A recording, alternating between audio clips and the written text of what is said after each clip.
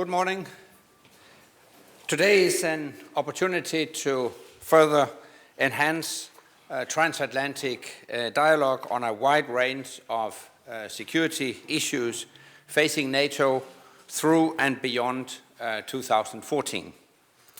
Continued turmoil in the Middle East and North Africa, the approaching 2013 milestone in Afghanistan, and developments in the Korean Peninsula. This is also an opportunity to consult with our ISAF partners and to keep the momentum in our high-level dialogue with Russia. We will start by assessing the developments in the Middle East and North Africa. We can all see that the situation in Syria is getting worse, and we cannot ignore the risks of a regional spillover with possible implications for Allied security.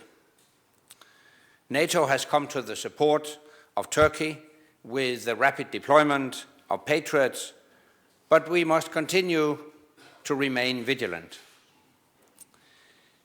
We will also discuss North Korea's provocative actions and threatening statements.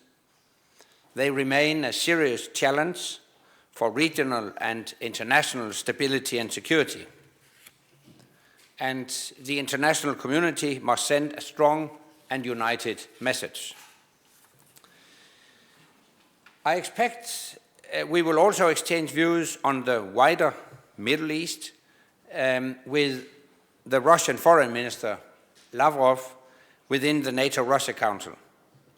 This is part of our regular political dialogue. And in our practical cooperation with Russia, we are making steady progress. Today, I expect we will agree to launch phase 2 of our helicopter maintenance trust fund, which will expand the training of Afghan maintenance crews. This will be a significant step. And we will assess progress in our Afghan mission together with our ISAF partners. I expect we will endorse efforts to develop appropriate, coherent, and effective funding for the Afghan forces after 2014. This will send a clear message of our commitment. Our combat mission will be completed by the end of 2014, but we will remain committed to our partnership with Afghanistan. And with that, I'm happy to take a couple of questions. Reuters. Adrian Croft from Reuters. Secretary General, could you tell us what you hope for from the trilateral meeting tomorrow between the Afghan President Karzai and Pakistan and the United States? And also understand that there's been an attack on the French embassy in Libya. Do you have any comment on that, please? On the latter, I don't have further information, so at this stage, I don't have comments. On the trilateral talks, I commend all efforts to facilitate political processes. It goes without saying that if we are to ensure long-term peace and stability in Afghanistan, we also need a positive engagement of Afghanistan's neighbors, including Pakistan. So I hope the trilateral talks can facilitate such engagement and such a political process. Agence Presse. Do you expect to meet with President Karzai today at NATO, or do you meet him tomorrow? I would expect to meet President Karzai now he's in town. Today at NATO Council? Today. Arhat. Yes, Mr. Secretary General. Yesterday, Mr. John Kerry said that the international community must be more firm face Bashar regime, and also he spoke about terrorism, and he said we must find a new strategy to combat international terrorism. What do you think? On international terrorism? also Bashar regime, Bashar Assad regime. No doubt that we need a strong and unified message from the international community, a message that the regime in Damascus can't misunderstand. It's outrageous what we are witnessing in Syria. It's a real tragedy for the country, for the Syrian people. It's a risk for regional security and stability. And the sooner the regime in Damascus realizes that the only way forward is to accommodate the legitimate aspirations of the Syrian people, the better. To that end, I think the international community needs to send a very clear and a unified message to the Syrian regime. One last question, Azad TV, Afghanistan.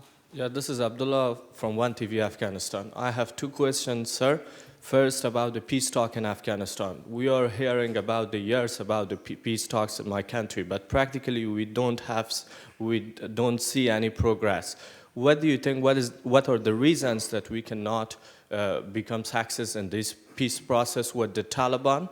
And my second question is about the election in Afghanistan. In these days, some movements happen by the government of Afghanistan to push the international community observer law into irrelevant. For example, the new law in my country disqualified the two representatives of the UN from the IEC Commission, and also some commissioners come to IEC and Electoral Commission that are pro-President Karzai. Are you worried about these steps and movements being taken by government of Afghanistan, and what might be the role of the international community toward the next presidential election in Afghanistan? First, on the reconciliation and peace process, I'm not going to guess about motives and intentions within the Taliban leadership. However, I commend all efforts to try and find a political settlement. But still, there are certain conditions that must be fulfilled if a reconciliation and political process is to be successful. Firstly, that it is led by the Afghans. The Afghan government must be in the driver's seat. Secondly, that groups and individuals involved in that process fully respect the democratic Afghan constitution, including full respect for human rights, which of course also includes women's rights. And finally, the Taliban and others involved in such a process must cut all links to terrorist groups. If these conditions are fulfilled, I think we should give it a chance. Having said that, I still think that the best way to facilitate a political process is to keep up the military pressure so that the enemies of Afghanistan clearly realize that they have no chance whatsoever to prevail in the battlefield. And in that respect, I'm encouraged by the progress we have seen within the Afghan security forces. They are capable to take full responsibility for the security by the end of 2014.